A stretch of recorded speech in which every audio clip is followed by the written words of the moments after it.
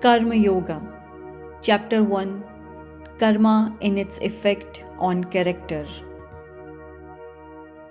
The word karma is derived from the Sanskrit kri, to do. All action is karma. Technically, this word also means the effects of actions.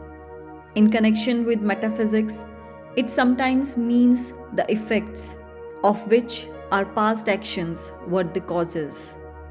But in Karma Yoga, we have simply to do with the word karma as meaning work. The goal of mankind is knowledge. That is the one ideal placed before us by Eastern philosophy. Pleasure is not the goal of man, but knowledge. Pleasure and happiness come to an end. It is a mistake to suppose that pleasure is the goal. The cause of all the miseries we have in the world is that men foolishly think pleasure to be the ideal to strive for.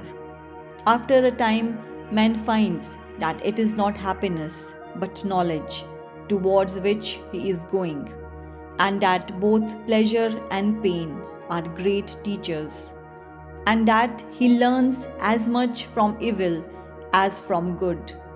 As pleasure and pain pass before his soul, they have upon it different pictures, and the result of these combined impressions is what is called man's character.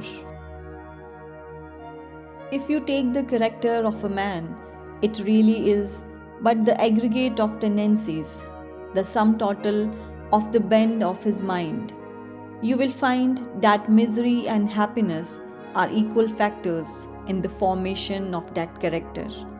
Good and evil have an equal share in molding character, and in some instances, misery is a greater teacher than happiness.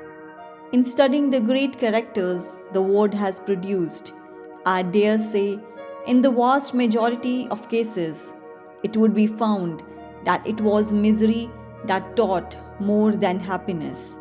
It was poverty that taught more than wealth.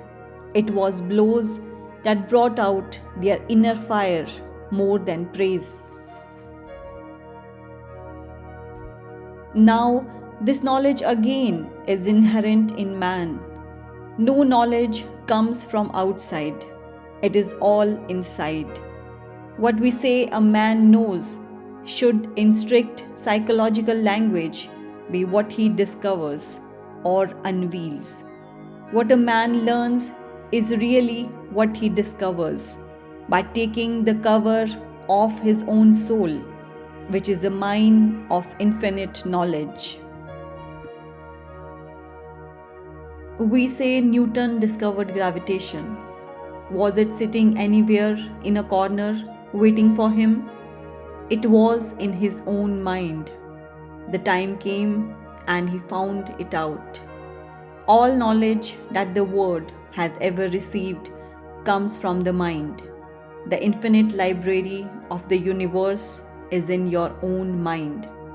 The external world is simply the suggestion, the occasion which sets you to study your own mind. But the object of your study is always your own mind. The falling of an apple gave the suggestion to Newton, and he studied his own mind.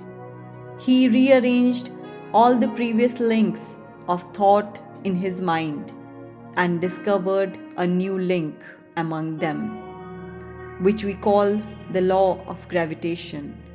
It was not in the apple, nor in anything in the center of the earth.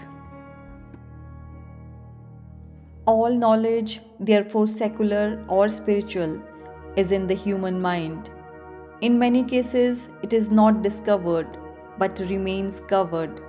And when the covering is being slowly taken off, we say we are learning.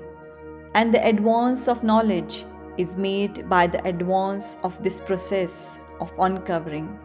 The man from whom this veil is being lifted is the more knowing man. The man upon whom it lies thick is ignorant, and the man from whom it has entirely gone, is all knowing, omniscient.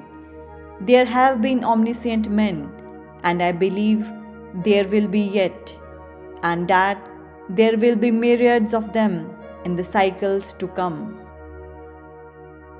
Like fire in a piece of flint, knowledge exists in the mind. Suggestion is the friction which brings it out.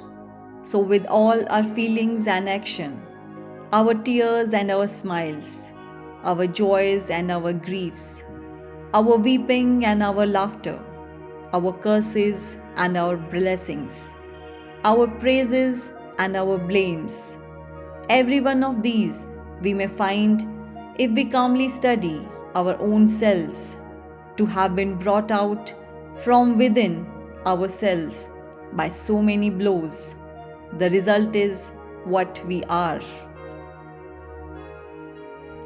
All these blows taken together are called karma, work, action.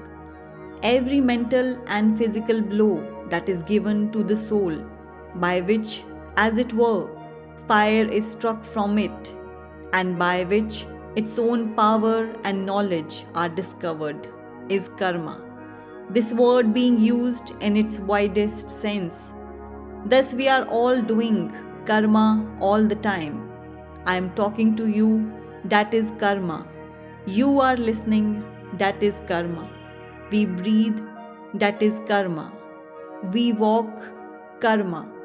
Everything we do, physical or mental, is karma, and it leaves its marks on us.